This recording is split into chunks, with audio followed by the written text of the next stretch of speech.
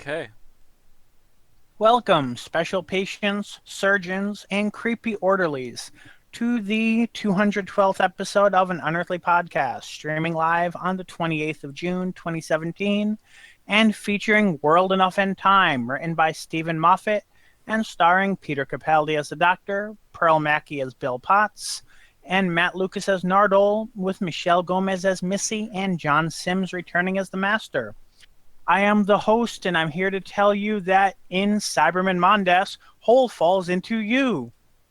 With me are visual effects, Hi. knowledge base, How you doing? comic relief, Which one? Yeah, they never did that's hash Aaron's- that one out.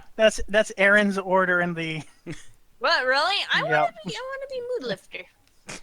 Mood lifter. Mood lifter Yeah. and new flavor. Methinks we needed to rehearse that a little more. Yep. Yeah. Also, isn't Tim Hello, here? you wonderful people. Yeah, you skipped Tim, and he's the I music know, man. I said it, and then he didn't respond, and I wasn't going to linger. Oh, whoa. we got confused about. Yeah, who's who. we got completely baffled. I say your names in the same order every week. I Like never I said, I realized think that. that needed to be rehersed. Yeah.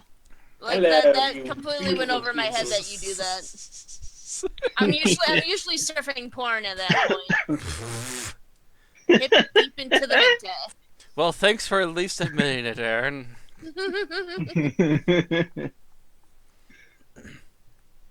Professionals. I wonder if they have a dog porn this week. Click, click, click. Ew. What are you talking about? I'm loading Lotro at this point. Yeah, I'm actually on Crunchyroll So- right now.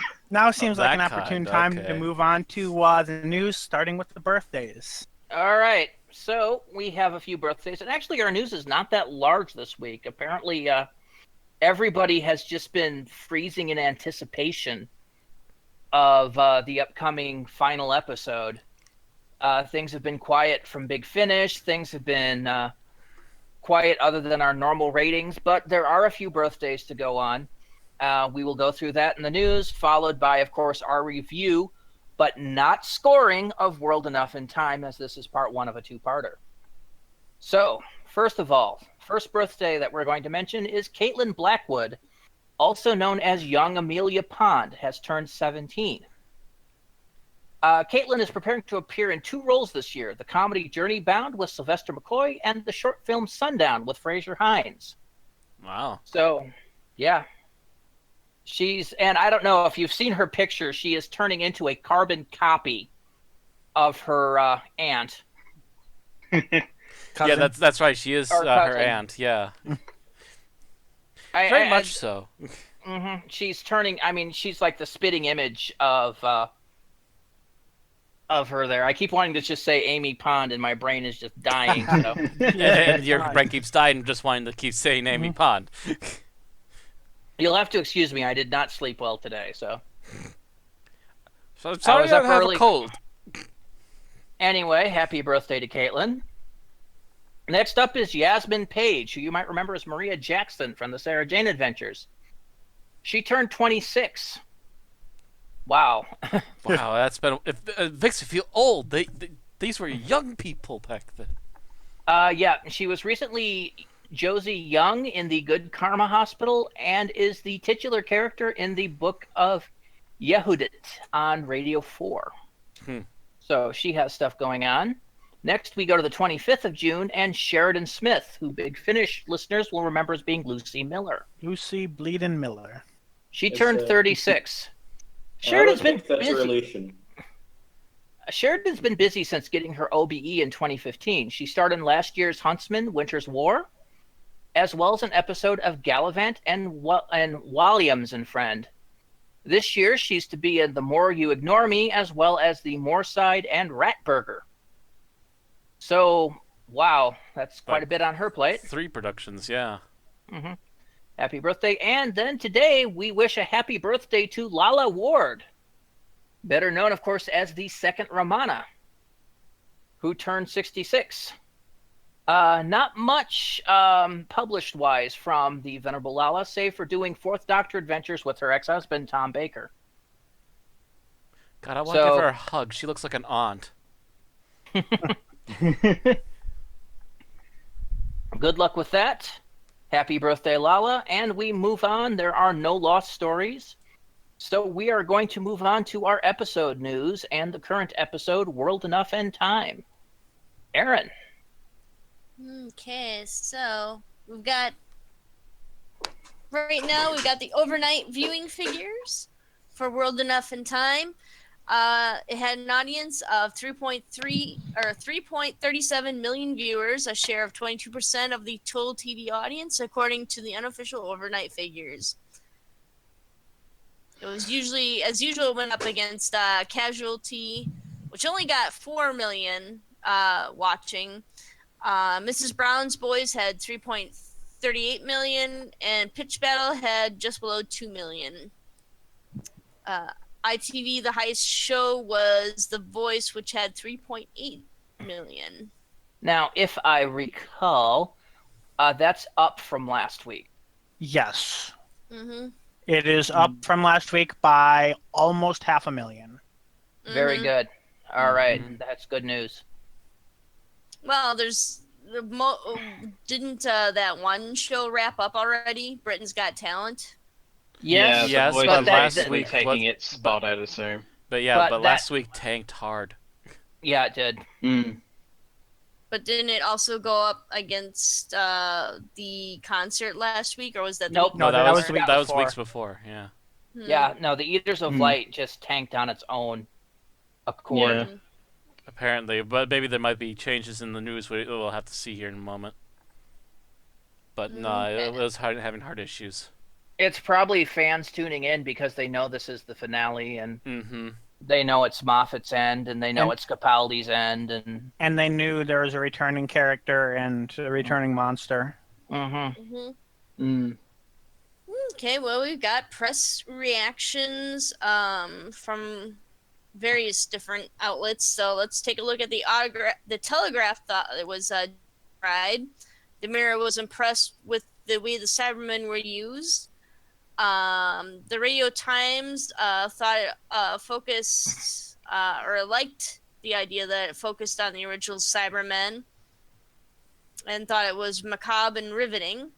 Digital Spy felt the number of plot points revealed in advance diminished the impact of the story.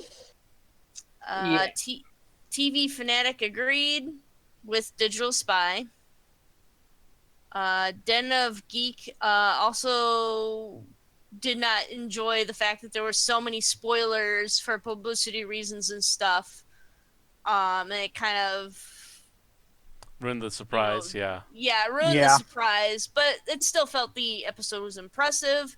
Games Radar enjoyed the episode, but felt the pacing in the middle act was slow. IGN enjoyed this exploration of the characters of the Time Lords in the story. AV Club felt the story was bursting with ideas. Ars Technica felt it was a return to form for the series. And Flicking Myth thought the episode was one of the best. So if you guys have cherry-picked anything out of the extensive quotes from this section, I did read the AV Club's reaction to it along with Ars Techna's. So, well, I do agree with Digital Spy, Fanatic, and Den of Geek that I think they spoilerized it way too hard. If they had kept the Mondasian Cybermen spoiler, but kept John Sims in their pocket, it would have had a lot more impact. Yeah. Yeah, don't give away both twists. Mm-hmm. I also noticed the mirror wasn't confused again, surprisingly. We weren't confused this week.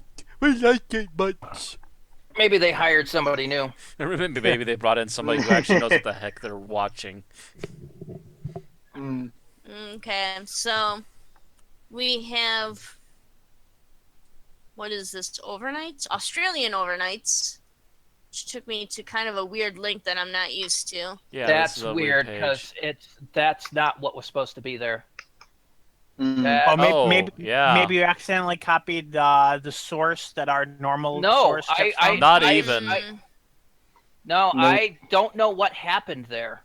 Hang on. I'm going to post the proper overnight link in there. I have no idea where that came from. I've never even seen that page on my website or on my web browser. Going to our whole. It looked like some image. kind of Just a moment. Australian vacationing thing. All right, It looks so like a let's news hear. thing, actually, is what it looks like. Have we posted it yet? Yeah, Yep, I I've put. got it. Okay. You got it, Matt? Copying. Pasting. I have no idea what happened And I there. grabbed the wrong thing. What the heck? Yeah, that does. Copy. Paste. What? No. Why is this copying the tile card? I've copied this link 3 times now. Okay, this. This link This- just resists being viewed. You Doctor- shall not see the Australian overnight ratings. Do you have it now, Aaron? Yes, I do. There. Flippin' finally after the 50th time copying the link. All right, so we do have the Australia overnight numbers for World Enough in Time, which averaged 447,000 viewers in the 5 major capital cities. It was the highest rating ABC drama of the day and the 9th highest rating program of the day overall. These ratings do not include iView regional or time-shifted viewers. We also have the ratings for Empress of Mars, averaged 465,000 in the 5 major capital cities, with 81,000 extra viewers. It was the 4th highest time-shifted program of the day. So, and the 10th highest rating program of the day overall. Okay. All right.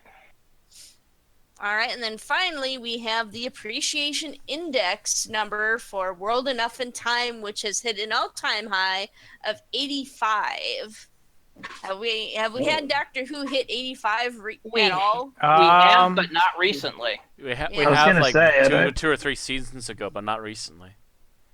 Yeah, this is the I was gonna highest say the this high- season. Yeah, it's the highest since the series 8 episode Dark Water and there the we go. joint highest of the Capaldi era. So Wow. Yeah, I was It going to say also- I hadn't seen it hit higher than 84 in ever. It also kind of cross shares the score with Casualty and The Voice Kids. Wow. So it's a 3-way tie for 85. At the That's very also top. interesting. Yeah. That's pretty good. Yep, let's see. Which is noteworthy, only 4 points higher than the lowest this season, which was the week before. Now, mind you, Series 8 had not only Darkwater, but Flatline, Mummy on the Orient Express, all hit 85 that year. Ah.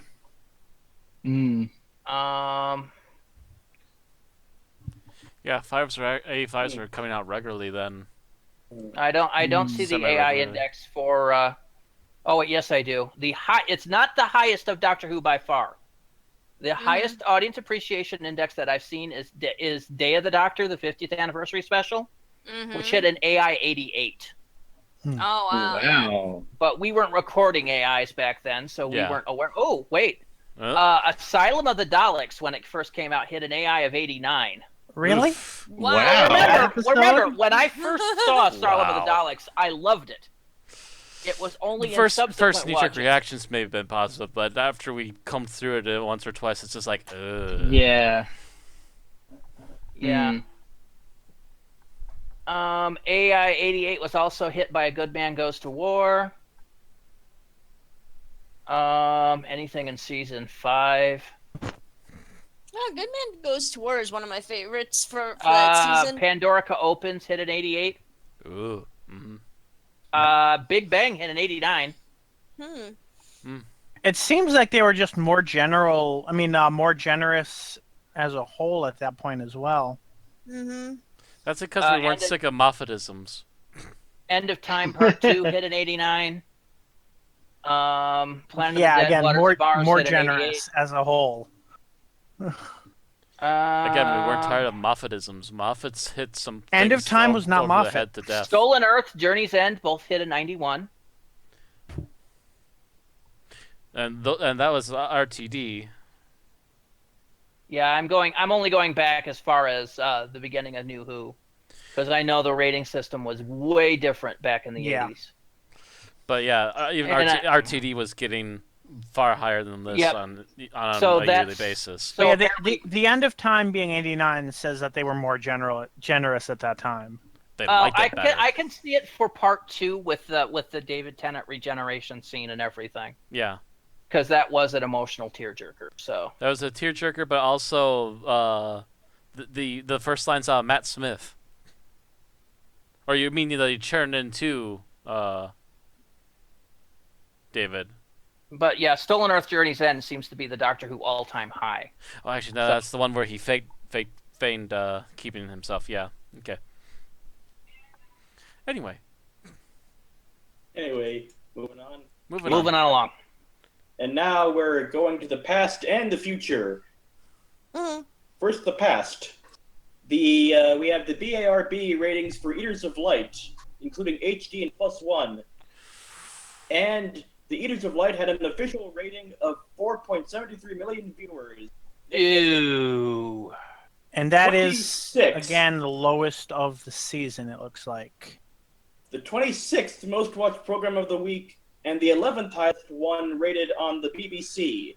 It's not the lowest rank, but it's one of the lowest amount of views, yeah. Yeah, that is pretty freaking low.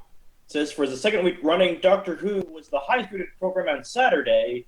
It overtook Casualty, which was ahead in the initial overnight figures. And again, as like last week, top of the week was Coronation Street, with 7.86 million viewers watching. Yeah, Coronation Street and Emmerdale are apparently just soap opera monsters. The BBC's highest rated program was EastEnders with 6.6 million viewers. Another soap opera monster. That never ends. How long has that sucker been going on for now? Too long. I know most of the Doctor Who cast in the 80s, I think, had appeared in EastEnders, so...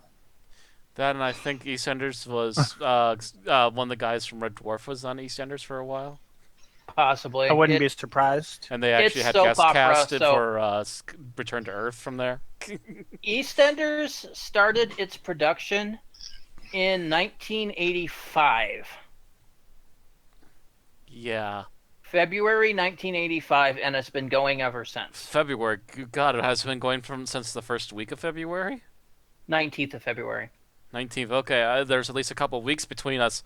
God, that show's almost as old as me. I mean, you think about it, 15 years, 30 years, 32 years it's been going on. Yeah, like I said, a couple of weeks between us.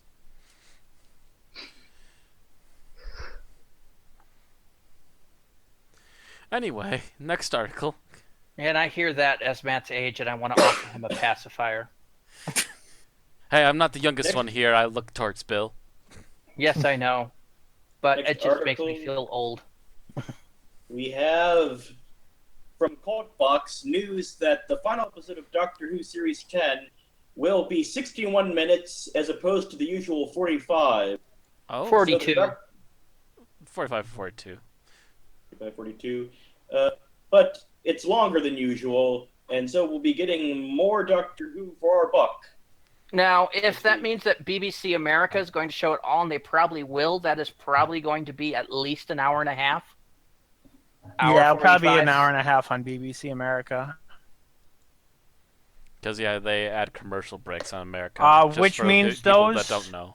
Which means those who have DVRs and TiVo and such, you're going to want to adjust the recording time. If you have cable should be doing it automatically. Well, you said that was a problem you had with it in the past, was that it wasn't doing it we need to automatically, extend right? it like an extra couple minutes because otherwise it'll clip off like the very, very end. Yes, but this is a little different because this should be blocked. That an should additional already be half blocked hour. and scheduled. Yeah. This should be done in the guide, so the guide should know. Mm-hmm. The guide should know in time. Especially since we're already talking about it, so. Okie doke. Long episode next week. Should be interesting. Long episode. Hope there's some good action pieces in there. And we also have news of Samantha Spiro is a mysterious role in the next episode, and she says she is not the next Doctor. Yeah, Yeah, that's not really, going to happen Bill? next episode. Really, Bill? Did you really feel the need to include this one? And her character is named Hazran. You know, it has more plot details about the episode, so. And she lives on a farm, as far as she's concerned. When I say as far as she's concerned, I'm guessing that means the one on whatever floor Razor was telling Bill about. Mm-hmm. Possibly. 502 or something like that. Mm-hmm. It's about halfway midpoint on the ship. It's supposed to be the biggest solar farms. Mm-hmm. Yep, so she must be on a solar farm then. And we actually do see scenes of what look to be Bill and Nardole, or at least the Doctor and Missy and Master and Nardole on a farm. You see Nardole sitting casually with a gun and fires it off. And there's a weather vane or something behind him. So it looks very pastoral, very Earth farm, really. Which is odd, but okay. Well, remember, the Mondasians are supposed to be Earth's twin, so they're supposed to Yeah. have some kind of parallel evolution going on. Mm-hmm. Still, the fact that you have a farm for a solar farm on a spaceship is a little bit odd, but What would you expect, Matt? Moisture evaporators? well, Hey, that they recently announced those in I forget if it was the news or it was some sort of article that they were showing moisture evaporators that are in production right now. Oh, yeah. we'll see. I remember commenting that people had better watch out for Tusken Raiders if they buy them.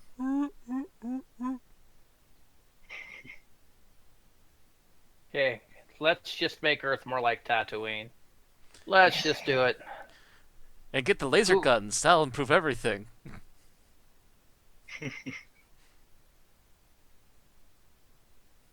Anyway, don't even question that logic. Moving right along.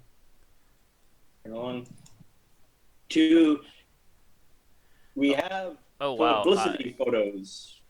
I'm trying to get to the publicity photos, but Photos for the my Dr. Falls. window tablet. Okay, there we go. Wow, we were having a moment there. Okay, now it's working. all of a sudden, the web browser just like literally locked up and wasn't going to react at all. I'm like, really right now? Okay, now it's fixed. So the first one is obviously a publicity image. Obviously, it looks nice. Yeah. You've got apparently what's probably supposed to be Cyber Bill on the right there. Yep.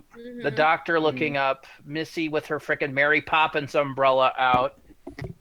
The Master just chilling in the background Yep. like a baller, and all the Cybermen taking off. And what looks like a moisture evaporator of some. No, it's not. It's a smokestack. smokestack and a light bill. They're standing on the roof of some building. It looks like. Yeah, with a skylight. Actually, Possibly the hospital. Oh, maybe it's not the roof because there's a wall with a lamp. I was about to right say, next to yeah, them. there's a light on a wall in the background too. So I'm not sure where they are, unless there's They're a higher probably roof on a than this. skyscraper, so Yeah, That might be. Yeah, they're like on. the lower They might be on the Yeah. roof of the shorter building with a taller one It next looks to them. kind of like a Victorian Gothic look to it. Mm-hmm. Mhm. For what we can tell. Next one. Oh, Oh. Next, looks like the Master's threatening the Doctor The- with the the- laser screwdriver. The Master is going to age the Doctor again. Yeah, Not but this time he again. gets to get like what, frickin' 2,500 years? Interesting next picture. Looks like Missy's still kind of unsure about hanging around the Master. That is a very un-John Sims look on John Yeah, Sims' that- Oh, that's face. a then very there's the next one, and then I'm like, oh wait, Unique never mind. expression.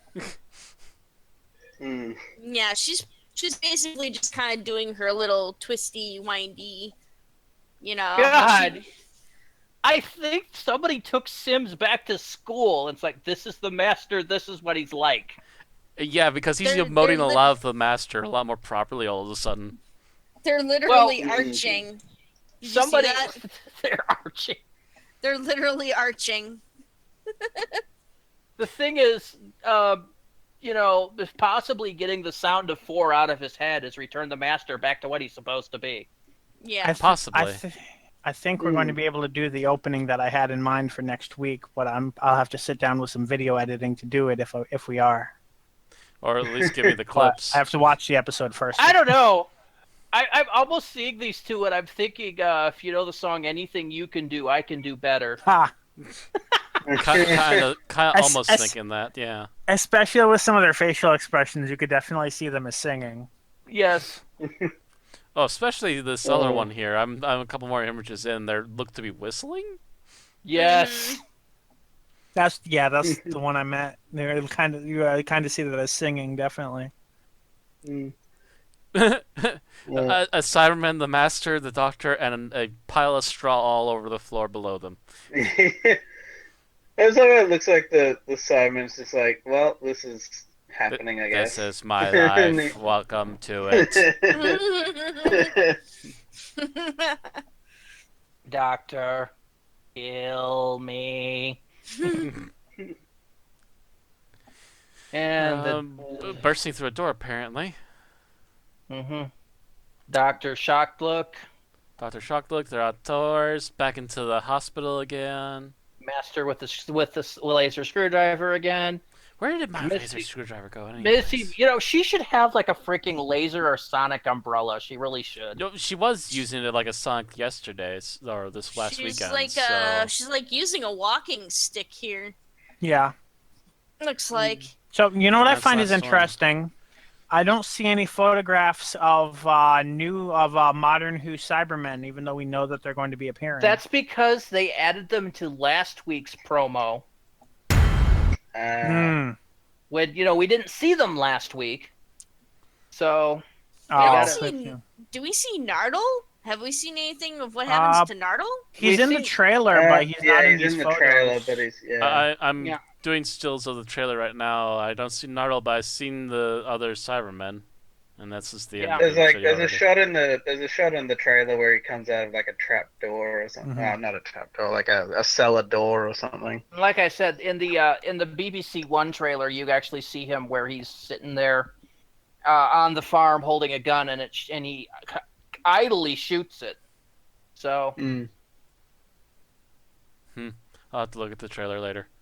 yep. Mhm. And remind you, that's the BBC Yeah, I One found trailer, it. not the next episode trailer. Oh, Mm. okay.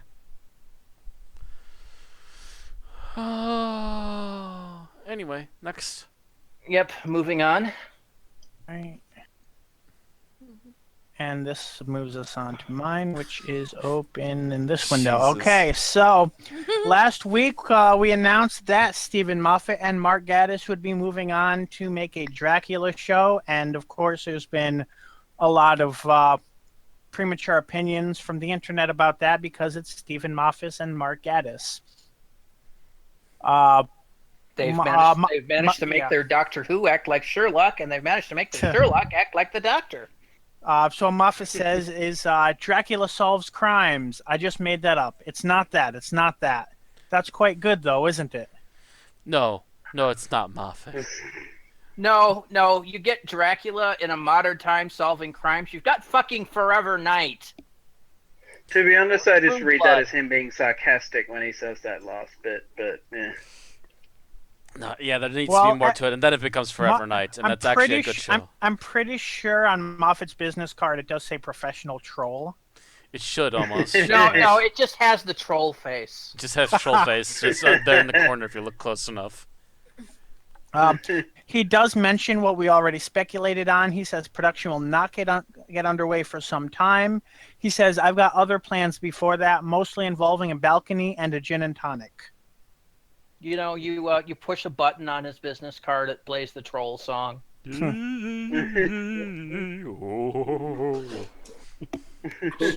So it does seem like he looks like he's planning to either take a break from television or to do maybe like something brief before starting an actual series, like a TV It just movie sounds or like he's something. just taking a nice prolonged break. But Which, yeah, to be it looks honest, more like I think it's high time he did take a nice long break. Yeah, well, he's been doing this now since 2010. It's 2017. You're And going to want to take a step back and go. and I'm pretty Ah. sure he was doing Doctor Who more or less full time since 2004. Yeah, he was a one story a season writer. He was, but considering how frequently he was involved in the confidentials and stuff, I think he was involved in the creative process a lot more than that. Well, yeah, Here and there. him and Chibnall were both kind of Davies's, Yeah. underlings. Chibnall more with Torchwood than Doctor Who, but Right. yeah. That's because he got involved and took it over for a while, didn't he? Or am I thinking of Moffat? No, Chibnall was the one that was writing stuff for it for like a good chunk of season 2 and stuff. Mm-hmm. Because Davies kind of got bored and wandered off. He got burnt, really. I mean, Davies burnt out. Davies stretched too hard. He's got flex before he stretches like that, man.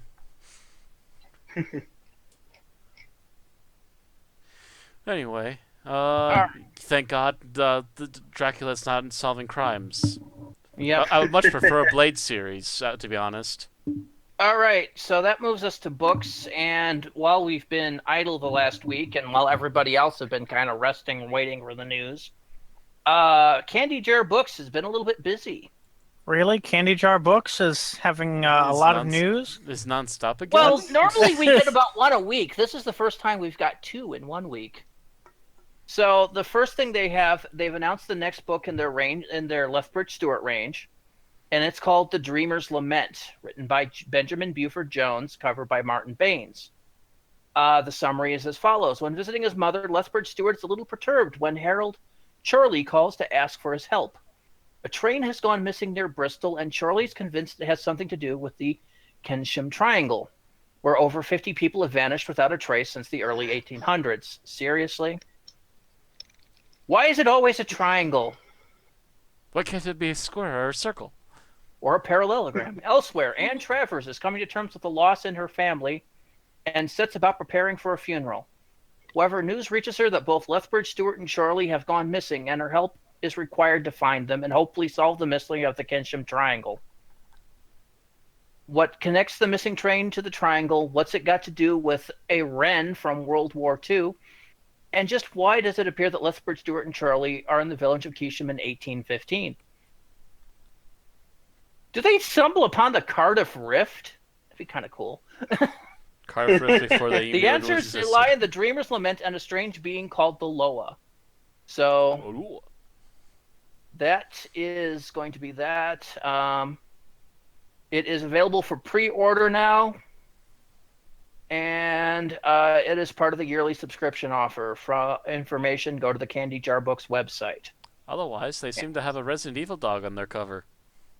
And they just announced today that the latest volume of the Havoc Files, collecting short stories from early 2017, is going to be available. This volume contains 3 short stories previously available in digital format, released in early 2017, plus 5 brand new stories, including the final episode of a 3-part novella, The Lost Skin by Andy, Frank, and Allen, episodes 1 and 2 of which were published in the Havoc Files 2 and 3, respectively. So, the stories are The Contented Mind by Wink Taylor, The One-Away Bomb by Nick Walters, previously a digital release, United in Blood by Mark Jones, previously a digital release, The Cruel Oil by Henry Draper, All the King's Men by Allison Leeds, The Great Magician and Spirits of the Vasty Deep by Gareth Madgwick, The Slow Invasion by Andrew Allen, The Two Brigadiers by Jonathan Macho, seriously, Macho. previously digital release, and The Lost Skin Episode 3 by Andy, Frank, and Allen. So, no there you big go. Finish news. Yep, and the Havoc Files will be available direct from Candy Jar Bookstore and is strictly a limited print run. So there you go. And Big Finish has been dead quiet this week. They've announced stuff for some of their other publications, but no Doctor Who news at all. They've had a lot of sitting there sales, going, but no new releases. "Ooh, show us more." From those sales, I picked up 2 Doctor Who stories and 2 Bernice Summerfield stories. I think at the moment they just want the season finale to have its moment in the limelight before they start announcing shit. So that way it's out of the way, and they can also make plans. And they dropped a major bombshell on us last week.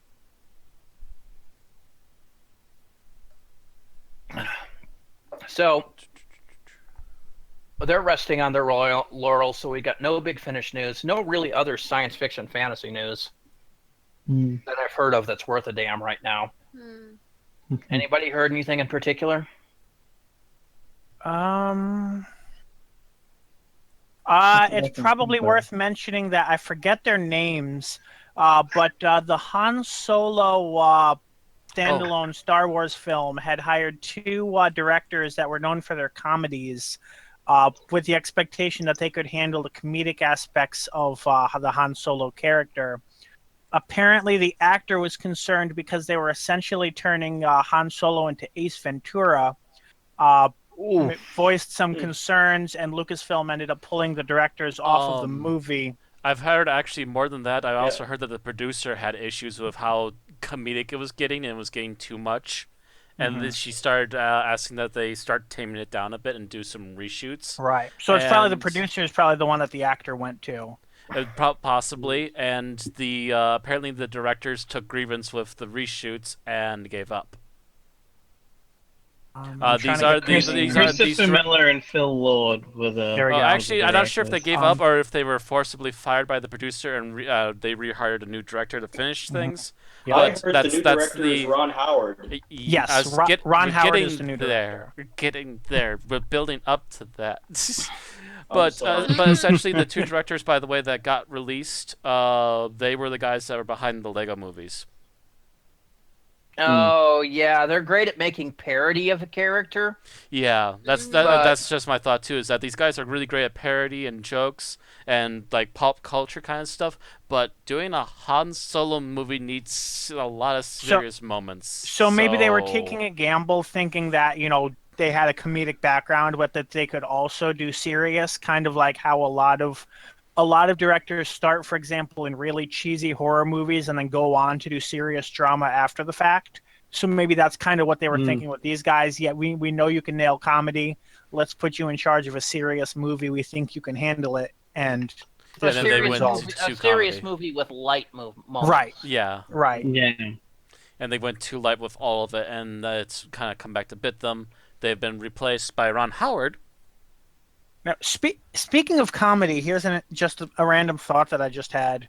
There's been talk about, what superhero movies Joss Whedon's getting involved in and such. I'm just imagining the writer behind Firefly doing a Han Solo origin, and I think that would work out more or less on target. That could very well have been, but I'm sure he is busy right now. Actually, he is. He's going to be doing. He's doing preparations for Batgirl.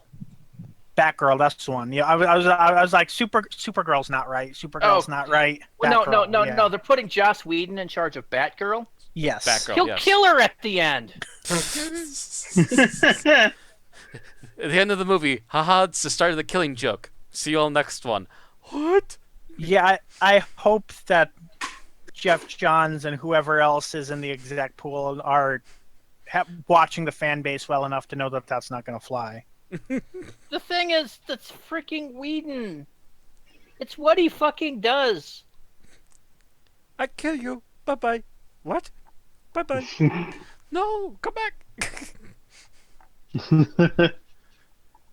This is the woman, or this is the man that's killed Buffy, like, how many times?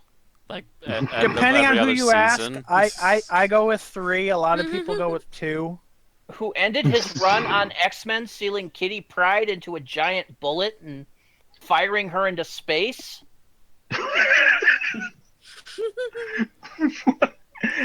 Okay. Comic books are weird. Yeah. You gotta do something to keep her busy. Who wound up killing the main female character in Doctor Horrible? I mean, the man has issues. Now, since that's the topic, apparently his draft of a Wonder Woman script that he tried to come up with was pretty crap, but that was also what was that, I think about 7 years ago. So hopefully he's paid attention to the feedback since then, especially the feedback to Age of Ultron, which had a lot some very pointed criticisms, and is taking that to heart and making sure that it's a good movie. Age of Ultron, I think, might have been in part A, part B. There, Well, there was a lot of criticism in how he handled Black Widow. Better Whedon than Kevin Smith at that point. Because if you put Wonder Woman, if you put him in charge of a Wonder Woman in the same continuity that there's a Superman, sex will become involved. We've basically learned that from Kevin Smith. He's the one that basically wrote the Superman Wonder Woman affair that, quote, moved mountains, unquote. Gotcha. Yeah. God damn it, Kevin Smith. Oh, done. But yeah, Ron Howard's in control. I'm trying to remember what the movie was that Ron Howard was trying to do, but he couldn't get done. It's coming out soon too. Blade Runner. He was trying to do Blade Runner 2 for the longest time and couldn't get it off the ground. Or was it something else? Something along those lines, though. So it's kind of interesting that all of a sudden they went, "Hey, Ron, want to have a try at a Star Wars movie instead?" And he's like, "Sure." So I'm trying to look of what he's done that I would recognize as a director. He directed the Da Vinci Code. He directed Da Vinci Code and the sequels. 2000 Grinch Stole Christmas. Was that Jim Carrey? Yes, that would have been the Jim Carrey movie, and the Jim So Carrey parts are actually decent in that. By the He way. directed the Jim Carrey Grinch Stole Christmas. For He most directed of it. Apollo 13. Apollo 13. He directed Willow, apparently. Oh, Okay. I love Willow. He directed Splash. Not heard of that one. That's it for ones that I recognize. I mean, A Beautiful Mind, he won the frickin' Academy Award for. I've heard of A Beautiful Angels Mind, and but I haven't seen it. Angels and Demons was the sequel to the Da Vinci Code, right? Yep. So he did that one as well. He's also working on the third sequel. Or did he already do the third one? He's working on the fourth one. I can't remember now. I don't know. I don't follow the series. I don't really either. I just keep hearing that they keep coming out. And that's right. He was in Donald Trump's Art of the Deal, the movie. I saw that one. That was... I have to see that one yet. Apparently, I hear it's hilarious. He has a lot of good movies, and then he has a lot of crap movies. He has a few really mundane ones once in a while, but then he usually comes right back around and has a couple of more really good ones. So I'm thinking that Ron Howard is not a bad choice. He has done some level of sci-fi before, and he does serious well. And when they're looking to get serious parts out of the Han Solo movie, he probably is the right man to call. So that's just my thoughts on that. Anything else? I'm sorry. I had to sit here and smirk when you say he's had some experience with science fiction. One of his earliest roles is in the freaking Twilight Zone. Yeah, but we're talking about directing, his work as not an acting. actor is independent from his work as a director. Yes. Yeah. But that means that he's at least familiar with the genre. He's acted a ton in the genre, but right. Directing is a so has question. William Shatner. Yes, and so it's Yes, but you see, the thing is that William Shatner just can't direct. Period. Right. That's why I'm not looking at the acting credits. Yeah, that's why we're not looking at acting credits, because Shatner could act his way out of paper bag too. We know Ron Howard can direct. That's a non-issue. The man can direct. He has won Academy Awards for his directing. Mm-hmm. But the other key point to directing science fiction is you have to be familiar with the genre. You have to know how it works. And that does not necessarily mean that you've had to act or direct it before, but you have to have been involved with it. In some stage, you need to know what goes into it. Apparently, he And- was actually being asked to direct one of the other movies originally too. At one point. He was the director of Cocoon, so that's another one that's a good Oh. note. Yeah. Oh yeah. Thomas might have to leave early for work, guys. So let's get going. Anyway, yeah. Anything else really quick? No. Frost, There's really- Nixon, Cocoon. Oh yeah, Cocoon, Apollo 13. Yeah, we mentioned Apollo 13. Mhm. By the way, Vexy's in the chat. Hi, Vexy. Hello. But yeah, if there's nothing else, we should probably get to the stopwatch then. Yep. Just gonna throw it out there really quick. After 1 month of being around, the Friday the 13th game has added on free DLC this last week. They added in a Jason reskin that's a reference to the NES game with retro music attached to it, as well as extra costumes for campers, which was nice. They gave us a whole lot of fancy stuff to mess around with. Oh, this tab. There we go. Stopwatch ready. So who is it tonight? I believe Tim went last time, yes? Mm-hmm. Last time it was Tim. And I think it was me the time before, or Yeah. was it? Yeah, it was you the time before, me the time before that. So I think it's kind of... I think I can go for it. Okay, Bill, Okay. you're going to go for it? All right. Yep. Ready when Just you give me a are, Bill? countdown. I'm ready. All right. 3, 2, 1, go. The episode opens with the doctor apparently beginning to regenerate while yelling no in a field of ice that may be Antarctica, the surface of Mondas, somewhere completely unrelated. We don't know. It is a we- winter scene. That's all we know. We flash back to the TARDIS materializing inside a ship, with Missy hamming it up for the security camera while pretending to be the Doctor, or Doctor Who, while the Doctor himself sits in the TARDIS overseeing them and eating crisps. They're answering a distress call of a ship that is trying to escape a black hole and is apparently, reverse thrusters on full, and they've been going for several days trying to get out of the pull of this black hole. A member of the crew comes up to them asking who has human life signs. Somebody is coming up through the lift who takes away people with human life signs, and that's the only time they ever come through. Bill admits that she's human, and the panicking crew member pulls a gun on her. The Doctor leaves the TARDIS to try and talk the man down, but when he hears a noise, which I believe comes from the lift, he panics and shoots Bill. We flash further back to the Doctor trying to sell Bill on the idea of the episode, this being a test of Missy's ability to be good by letting her lead her own adventure, which is why she's calling herself Doctor Who and the Doctor staying in the TARDIS. Bill protests during this flashback, but she ultimately gives in while asking the Doctor not to get her killed. Back in flashback A, a group of beings covered in bandages and carrying IVs come out of the lift and carry Bill away. The Doctor questions a crew member who they were and why they were there, and the guy does not know. After some back and forth with some information about the situation, the Doctor realizes what actually happened. Thanks to the relativistic time warping effects of the gravity of the black hole, the bottom of the ship has gone through generations, in fact hundreds of years, in the several days that the ship has been trying to escape.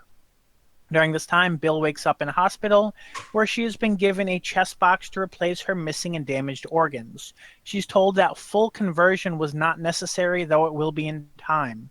Bill tries to creep around the hospital to figure out what's going on and tries to leave. She's almost caught, but is helped by a strange worker named Razor. The hospital has a room filled with the wrapped IV-wearing figures from before, all of which are immobile and begging for death on speech boxes that the hospital staff have turned the volume down to 0.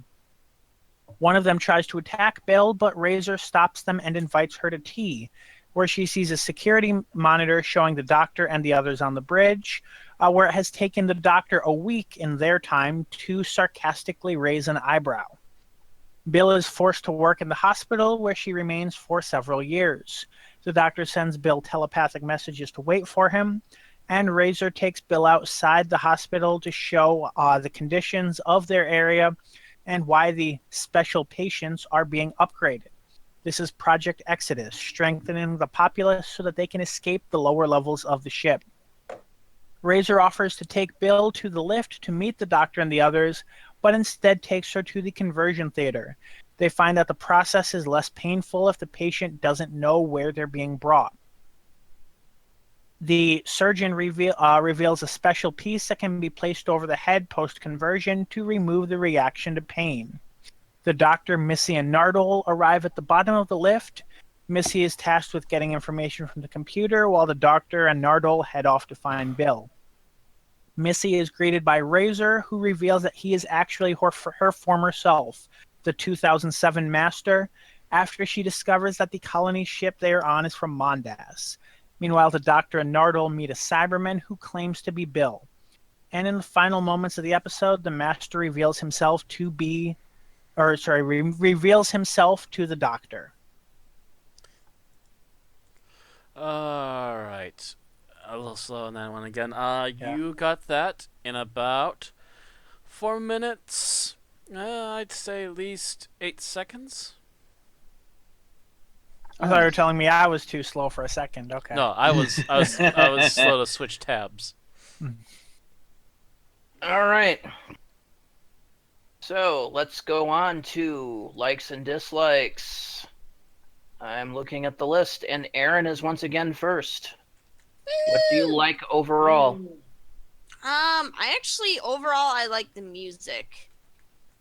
I felt that a lot of the timing was pretty good. I felt that it was heavy-handed in the appropriate parts when it needed to kind of demonstrate an intense situation. But then also, for example, in one scene in particular, when Bill goes outside with Razor, it kind of demonstrates a kind of a tinkling kind of melody type deal that kind of indicates curiosity or A that we sad finally yet get hopeful something song. revealed. Yeah. Sad but hopeful, and kind of like I said, it's Bill is going to finally have her curiosity satisfied of what's going on outside and why it's like that and why the hospital exists. And it's going to kill the cat. Satisfaction might bring it back next episode. Yeah.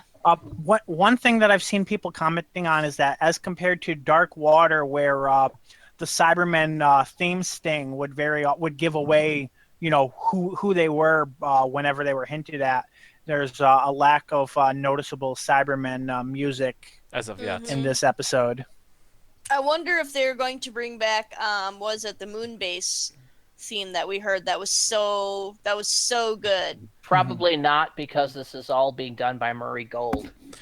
Well, still, There, Murray there, Gold there could may be possibly elements of it borrow from woven into it at times, but I personally would also love to hear the 80s Cybermen theme. March of the Cybermen from the 80s. Yes. Yeah, I would love to hear at least some melodies of that, and that would just make my day next episode. Yeah, that is considered to be the most definitive Cybermen song. Yeah, with the... Yeah. Yeah. This tense, malicious mechanical music that just perfectly does Save that for Cybermen. someday when they actually bring back the 80s Cybermen. Well, just if they have a good march of Cybermen, period, especially if they have the 80s ones, since there's going to be a mishmash of Get them. David Banks off-scene voice acting. Come on, we all want it. We all want, and you know it. We've said it enough times by now. All right, Matt. How about you? What did you like overall? Oh, I get to be second one. Okay, I liked overall. I liked that despite telling us what happened, the plot will not ruin itself to and force us to wait to share its secrets. And I will actually say that one of those secrets actually did catch me off guard. I was not expecting it to be that character. I was expecting it to be. I think I was expecting him to be somebody else. All right. But now looking back, I'm like, oh, I guess it was him, wasn't it? Yeah. Okay. Tim? I really liked the way they handled the time jumps with Bill and Razor. You could tell, just get a feel for how much time had passed after each scene without them having to spell it out. mm-hmm. No, they didn't have to fall back on using a caption 2 months later, 2 years later. It was just the way they interacted with each other and they grew more comfortable with each other. Actually, they did in a way. They just did it a lot more subtly Yeah, they did it very subtly, but Yeah. they did hint at time passing. because they had there was this big clock on the opposite side of the conversion theater that showed the current time on the current floor and the current time on floor 1. Mm. And they kept flashing to that clock. So that it was there, but they didn't throw it in our face. Yeah. Funny how they have that and it's working. Bill? All right. So I'm going with I like the way that this episode was a great way to explain relativity to people, and this to me is what perfectly embodies with the origins of Doctor Who and the idea of that the future episodes would explain scientific concepts. And I like I love the way that they used the warping effects of gravity, and that it was accurate, although taken maybe to a bit of an extreme. But they did mention that this ship was hundreds of miles long. And despite there being a few flaws in it, I really liked that they used it that way. All right. Thomas? I liked the very minimal cast in this episode. I mean, like, you have the kind of patients everywhere, obviously, but they're just, like, kind of there. But there's only really, like, what? Six characters in the entire thing? The Doctor, Missy, Bill, Nardole, the Blue Man, the Doctor, Nurse Ratchet, and Razor. So 8 people. Yeah. Mm. And I guess there's the extras outside and the ones in Yeah, the but those don't But those count. don't really count as such. characters. Yeah. They're extras and they're outside. They're fluff yeah. people in the background. None of them have speaking lines. Or so no not main significant speaking lines. ones. Yeah, Yeah, they're all yeah. background noise. If not anything. Like, yeah, considering this was a setup episode for something else, like, this did something that the monk stuff kind of screwed up in a way, because, like, this way the setup episode has characters that will actually follow through the next one, rather than characters that are only in, like, one part each. There are going to be a few characters that I think are going to be one part each. I don't think we're going to see much of the Doctor and Nurse Ratchet after this. But I'm sure they get killed or converted, though. I bet you. Yeah. Mm-hmm. I will in the betcha.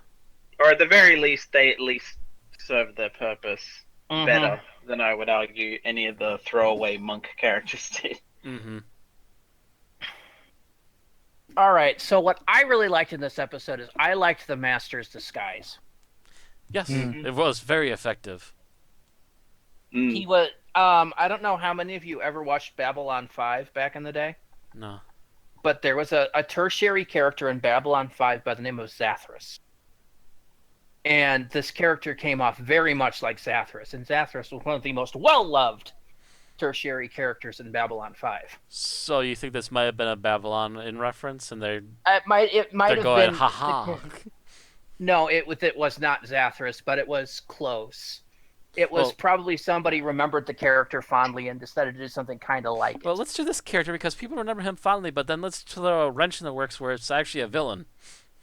And not just any villain, but a major villain. Ooh. Mm.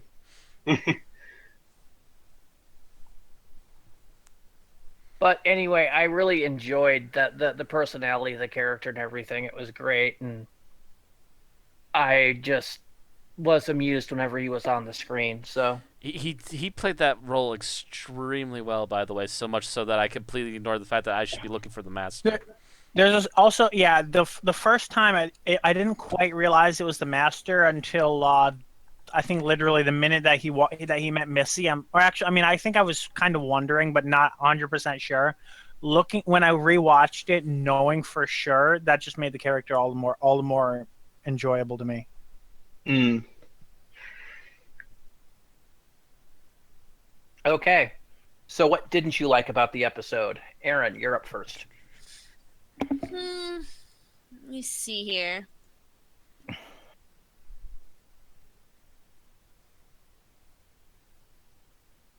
I don't think I really disliked anything overall. So I'm going to take a pass. Okay. Matt? Okay, here's one thing that actually does get my gourd. Go ahead. World Enough and Time. What kind of non-title is this? It's It's a quote from It's a a poem reference, yeah. Ugh. Yeah, to my I didn't. Koi mistress or something like that. I didn't realize it earlier until I saw the references to it. Ugh. Just ugh. Does not work. Yeah, it's kind of a mouthful. It's a And- mouthful. It's hard to say, and it doesn't tie to anything in the episode, really. Well, I guess if you want to be technical, you can't consider it kind of a play on words pun or something, I guess. The fact that the thing it's from is called To His Koi Mistress and Missy. So there's Ugh. kind of something there. That's But yeah, stretching. it is a bit of a stretch. That's really stretching. Just ugh. I guess Although the Star that- Trek I mean, that episode that used the said- same title. I mean, Actually, it was a Star Trek fan episode that used the title. That said, World Enough in Time, it's, a 100 mile or several 100-mile wide ship with a time differential to the point where hundreds of years pass within a day. So it does kind of work on that level. Still There's plenty feels of like world and stretching. plenty of time. I still feel it's a bit of a stretch. All right. They need to sit back and do some flexes first. All right, Tim, how about you? What didn't you like about the episode?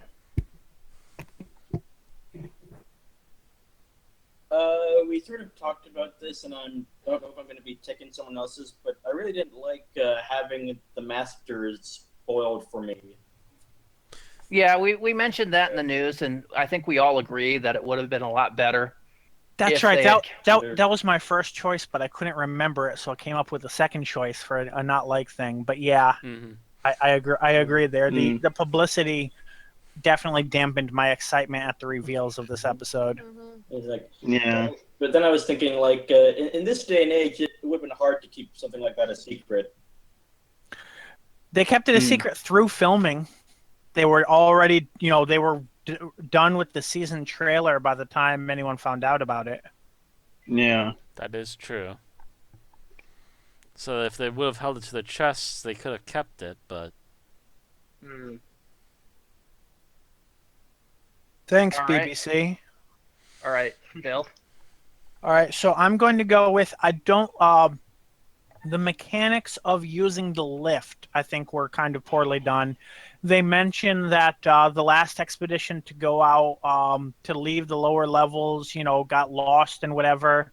There's this massive time differential that, makes, traveling in between the two very complicated. And yet, whenever they send human life signs, they send, proto-Cybermen up the lift to drag them down, with seemingly no problems. Partially an issue with that is how, they give these proto-Cybermen that don't like what they are, that kind of autonomy, and they just go along with it. But mainly, the temporal mechanics of that just don't seem fully thought out to me. well, I would assume that these are early proto-Cybermen that have actually taken well to the change. Would be the assumption. Yeah, but you never see them. They're never more mobile in there. You always just kind of see them all huddled in their little, Right? Yeah, Hospital. they're not like the ones in the hospital at all, and you never see anyone who's at that level, or even except for unless they're the ones kind of like slumped in the room at the end. But Could have been. Mm-hmm. They could have also All been the right. same ones that jumped Bill before her change too. All right, Thomas. To be honest, the only negative I could think of is a very big nitpick. Like, that's all it is, really. It's just a nitpick, and it's that I feel like they should have done something with Bill's appearance to show the passage of time aside from clothes changes. Hairstyle changes. Yeah, like even her hair growing longer, because if it's been years, then her hair would not be, unless you argue she had a haircut, like her hair would not have been cut at all in those intervening years, so she could have gained some hair.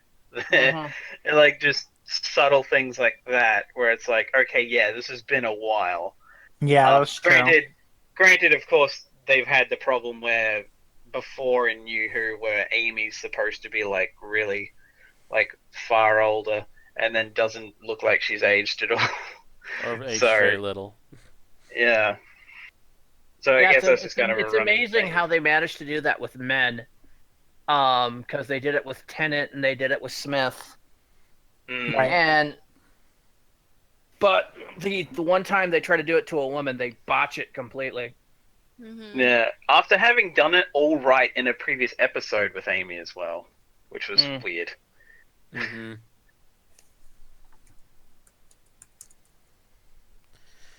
Just All kinda right. odd. Anyway. So now we get to mine, and mine is also a nitpick, but it just is one of those things that really grinds my gears. And that is with the in media res opening we get with him coming out of the TARDIS. We have to thus establish that everything else we're seeing in this episode is a gigantic flashback. Yeah. And then they do a flashback within the flashback, Mm-hmm. which is writing no. That's no. You don't put flashbacks in flashbacks. Unless You you're can have Deadpool. Yeah. Unless you're That fucking beat me to it. Deadpool. And then you can Flashbacks within frickin- flashbacks. It's like 5 flashbacks in a row simultaneously. Yeah. Fourth wall break within a fourth wall break. That's like 16 walls. Yeah. Yeah. Deadpool can fucking do these things because he can take all the literary rules And or joke anything about like them. that and just smash him to hell and joke about it at the same time. But when writing a serious piece that's not Deadpool, there are certain writing structures that you follow, and one of the rules is you don't put a flashback in a flashback. Although the way this episode was going, I wouldn't have been shocked if Missy turned around and says something like, "You can't have a flashback right now." She was hemming to that camera, was she not? That would have completely... Or she would just look at the doctor like, "Are you having a flashback? Your friend just got shot and you're having a flashback?" Yeah, I don't know. That would have cheapened it even more to me, but still, it was just one of those things that just annoyed me when I realized that they were having a flashback and a flashback. It was like, no, you don't do this. No. Okay, so scenes that you liked, and Aaron, you're up first. Let me see here.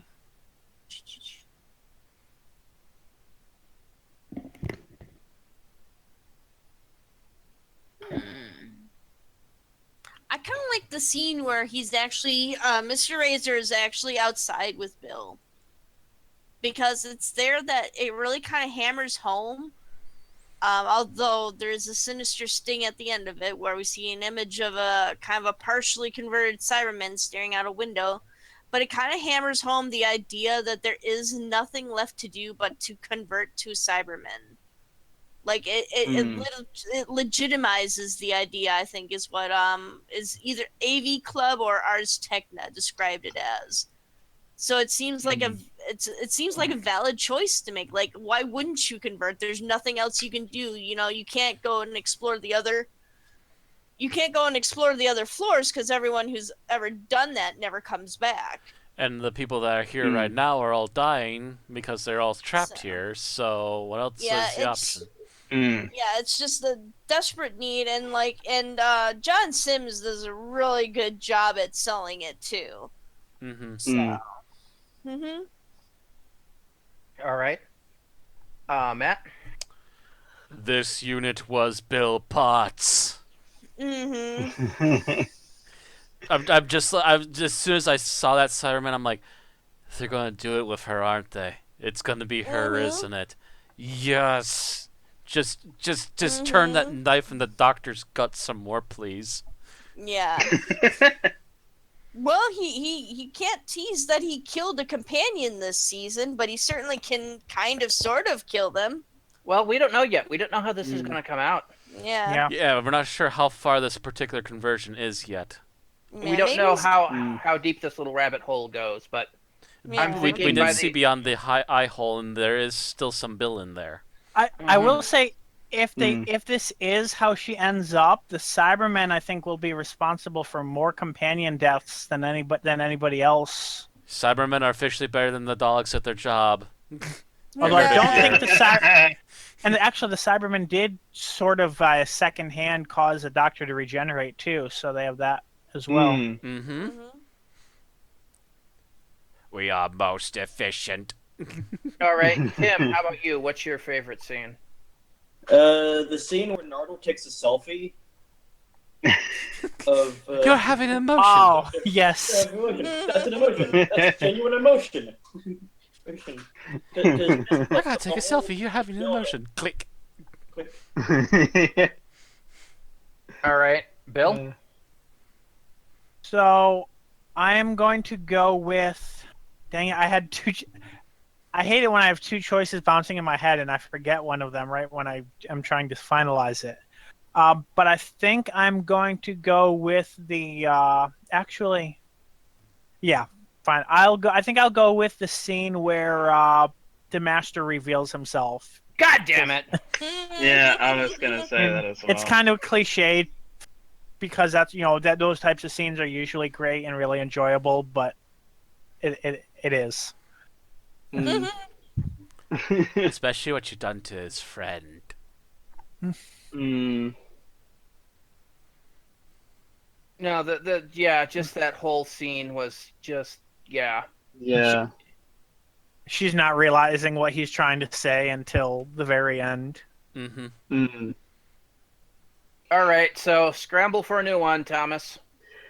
Yeah, I had a few lined up because I'm honestly surprised it took that long for that one to be said. Mhm. So I There's thought a lot- I might have been able to. There's a lot of good snatch ones, it. and someone's trying to avoid the obvious. Yeah. I think. Funny thing is, I actually think the selfie one was one that I actually thought of because I got a genuine laugh out of that. But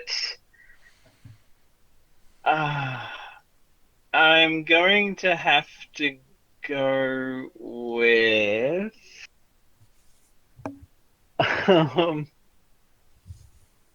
The moment. You know what? I'm just gonna go with the moment where the blue guy, who's apparently called George, when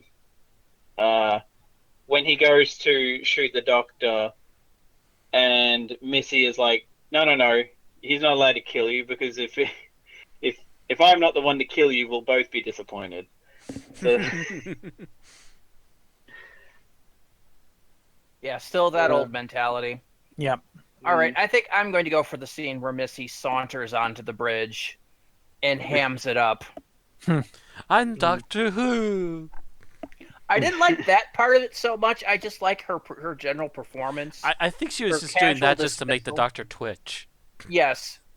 And then the doctor's sitting in the TARDIS eating chips. Doctor, you don't eat when you're proctoring an exam. That was another one actually. The bit in that where like they're going on about what does he call you? Companions, pets, snacks, or whatever, and they're like friends, and it's like, oh, friends. The age gap. Although there was kind of what is kind of a reference to the original Master in there because when the Master was introduced, they were called his assistants. Mm. All right. I genuinely got a laugh out of the age gap joke because that just reminded me of some of the stuff against him with Rose. My only issue with that Yeah. is it kind of plays too much of the whole this is a crushed thing, whereas there's no romance between the Dr. Bill and Nardole at all, and I don't know, it just kind of felt like it was hammering on Moffat's point whole. I don't know, I don't even know if I can put it into words, but it just kind of annoyed me, just putting it, even like coaching it in terminology that would be related to a romance or whatever. All right, least favorite scenes. And Aaron, you're up first. Hmm.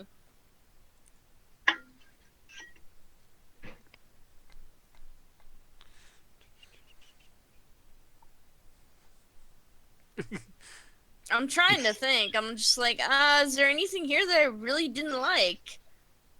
I think it's one portion. I don't know. That was actually explained. So yeah, I can't think of anything. Passing. All right, Matt. Oh, a legit actual scene.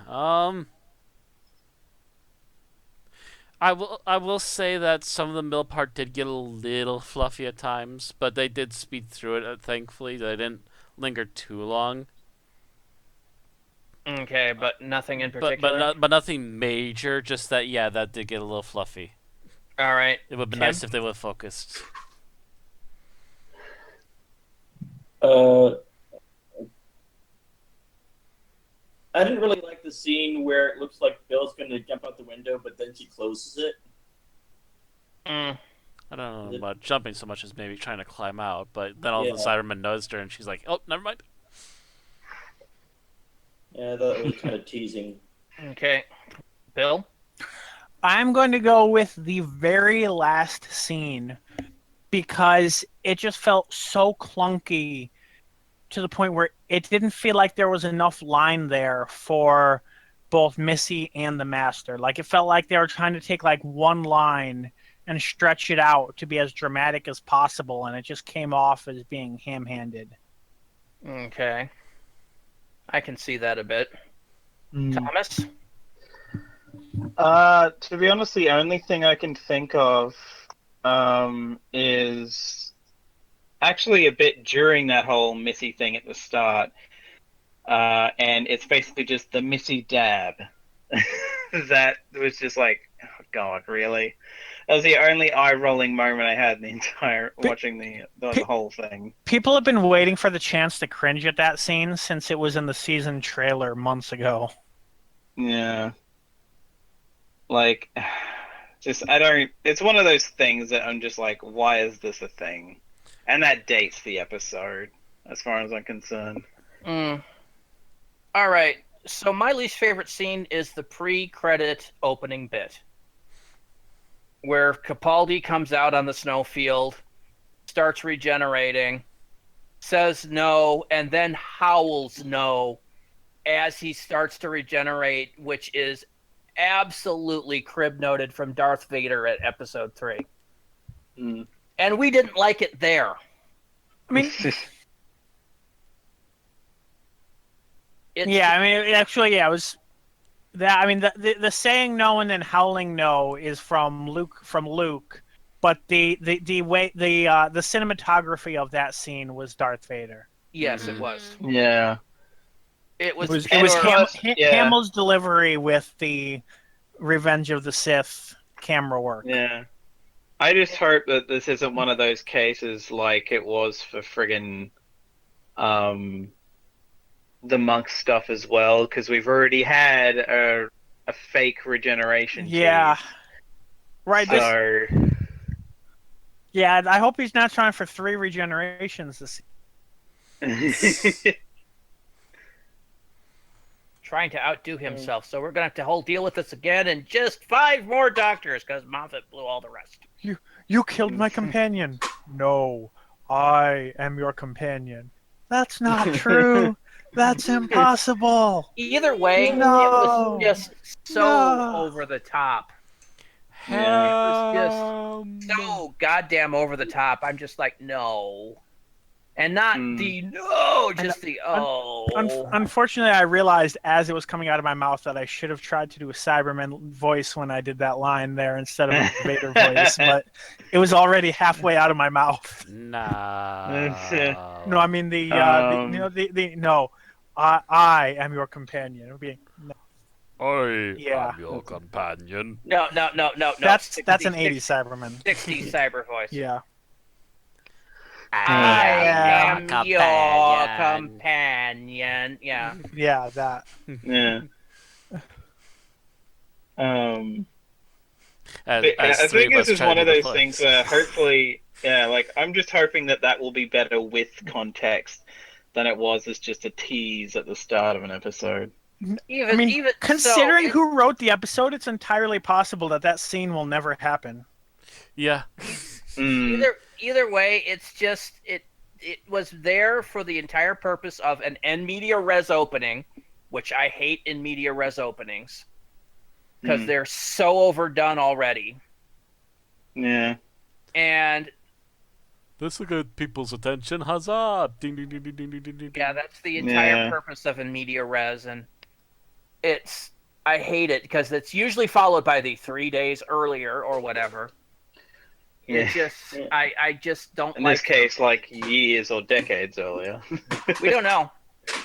We don't know. Sometimes it takes a while for those regenerations, as I recall. I Depends would upon have how actually it's liked happening.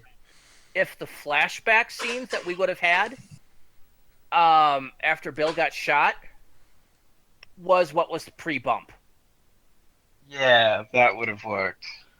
Yeah. And then maybe a Yeah, that's couple true. of That lines. scene had nothing to do with this episode anyway. So Yes, it has absolutely nothing to do with Yeah. it. It was just a pure attention grab.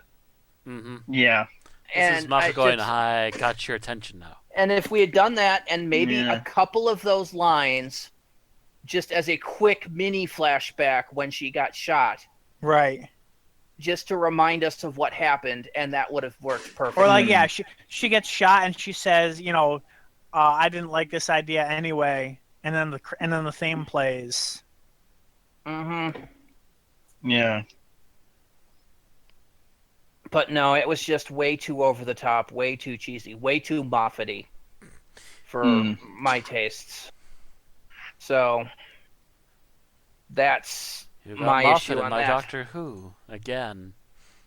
All right, so final thoughts on this episode.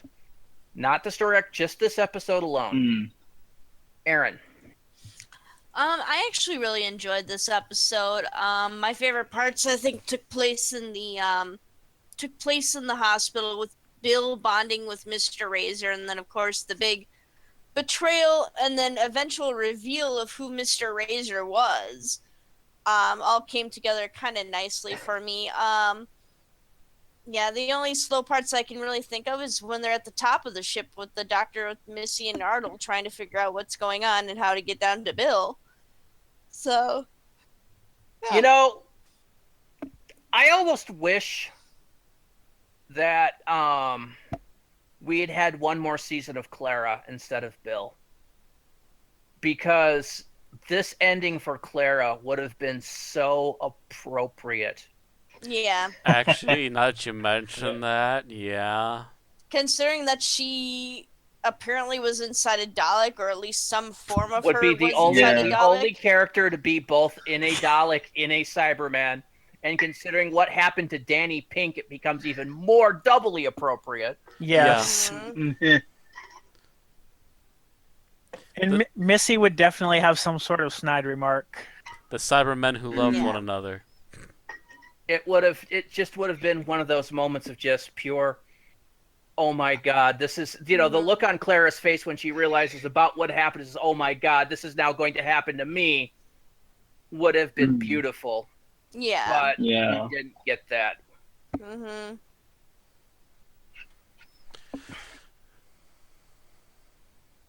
Okay, go on. I'm sorry, I interrupted. It just suddenly occurred to me that would have been awesome. Your final thoughts, Aaron? Oh yeah. That's pretty much all of them. I guess what else? Yeah, there's nothing really to go wrong too much here because we do have a small cast and we do have it's a little bit more contained and everything within one ship and stuff. So I liked it. It's not a bottle episode, but yeah, the scenery Yeah. is very limited at this one. Mm-hmm. All right, But- Matt. So far I think they're off very strong out of the box out of this one, except for that very awkward opener. Getting to see the Cybermen pop out as they are so far. They haven't ruined the classic Cybermen. I do have some issues with the classic Cybermen, and hopefully they will put me at ease with those. We'll see. Otherwise, they've been using them very effectively so far, and the Master as a guest appearance and secretly being a main character in the story was also a very excellent, how do you put it, a very excellent flip on what was going on for real behind the background of the story, for Bill at least.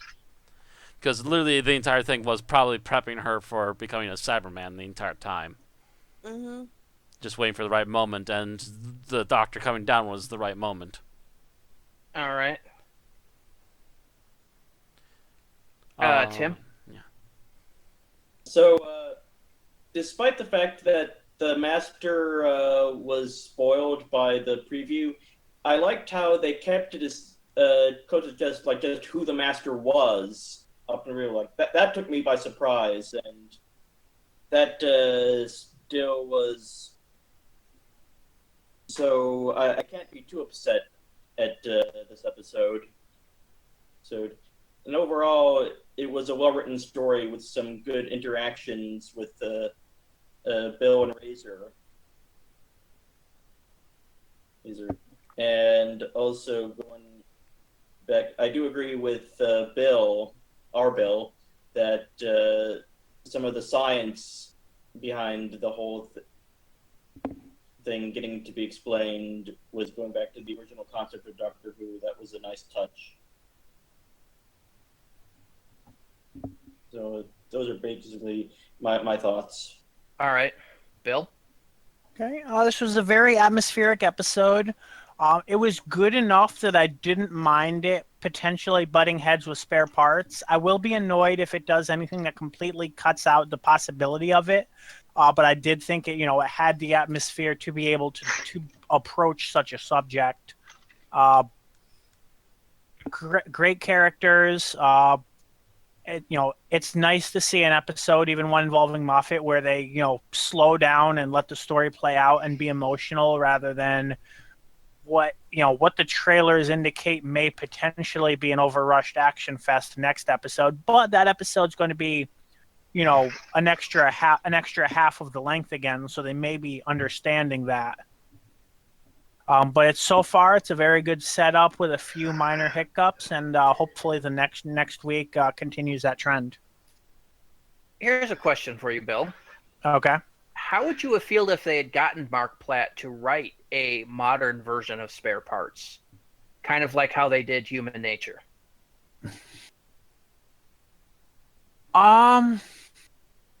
My only issue with that is that Spare Parts is tied so much into Adric and Nyssa and everything going on there that I don't think they could have done it justice. I think they could have severed that myself and actually gotten it fairly decently. But although again, if this had been done with Clara, a season and a half ago, it would have worked.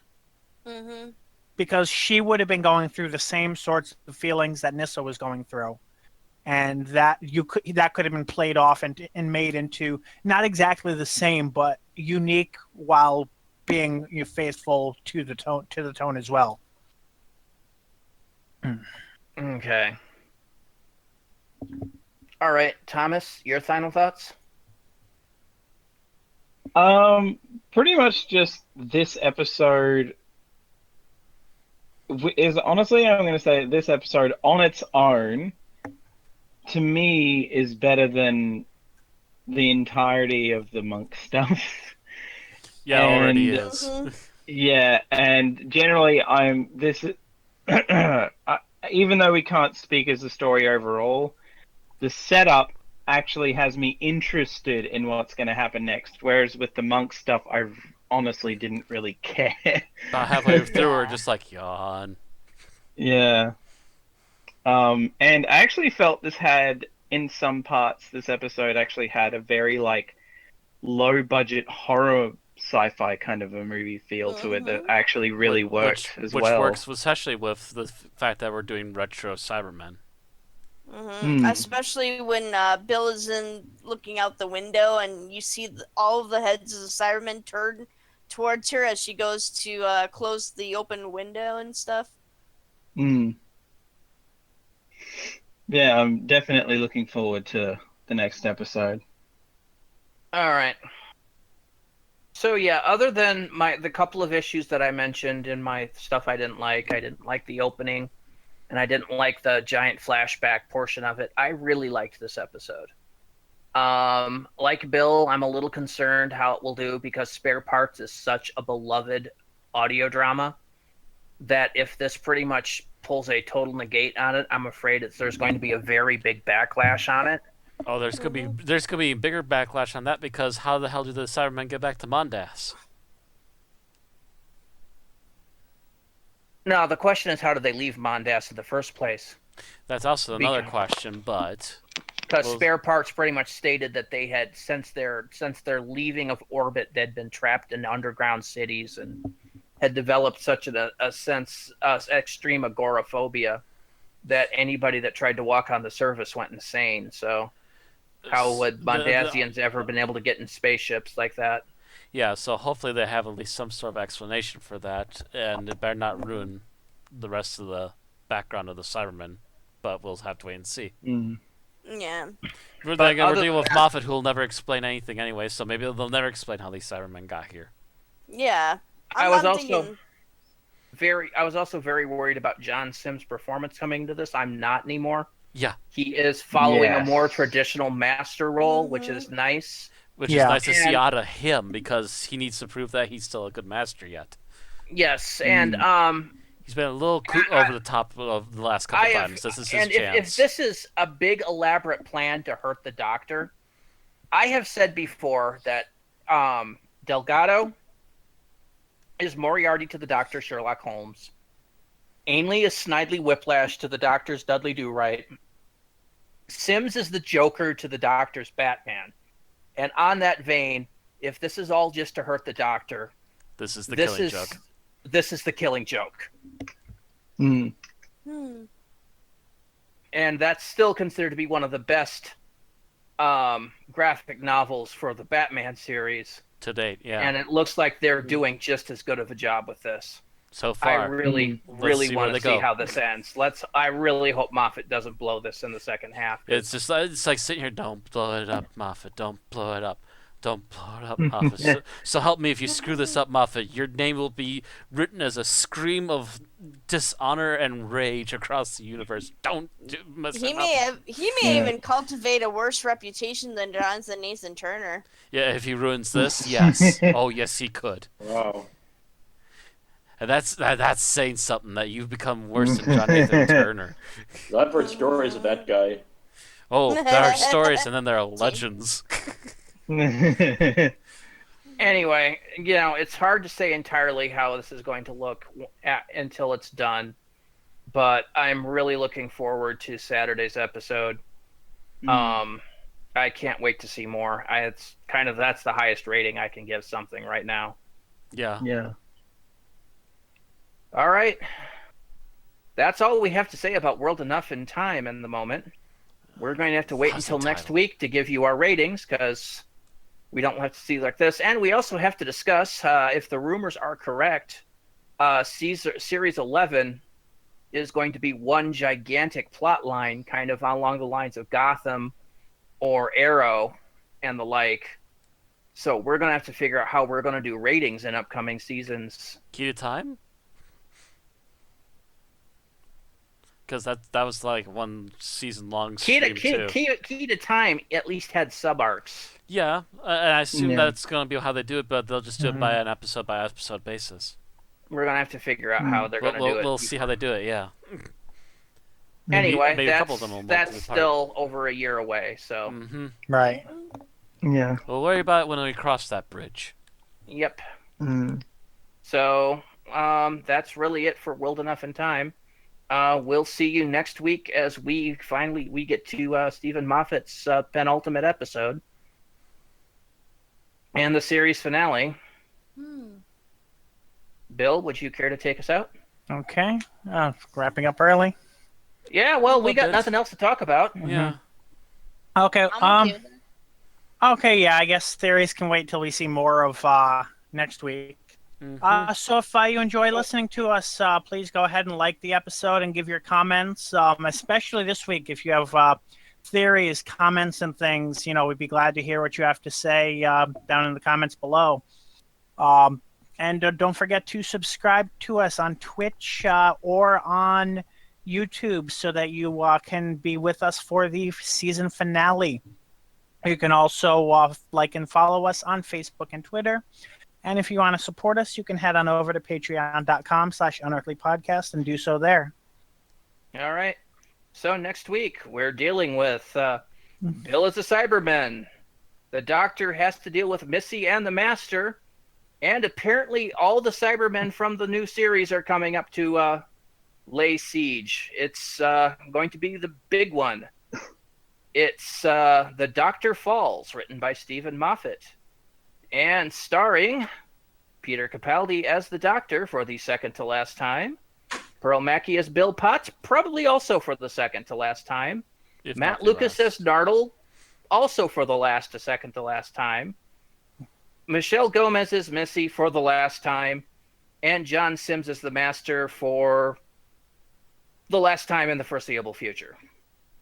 And Last time before hopefully- Big Finish snaps him up. Same or with they Missy. or they do like the Three Masters or something. Right. That would be a story. Anyway, see you next week. Be there. Good night, everybody. Ta-ta.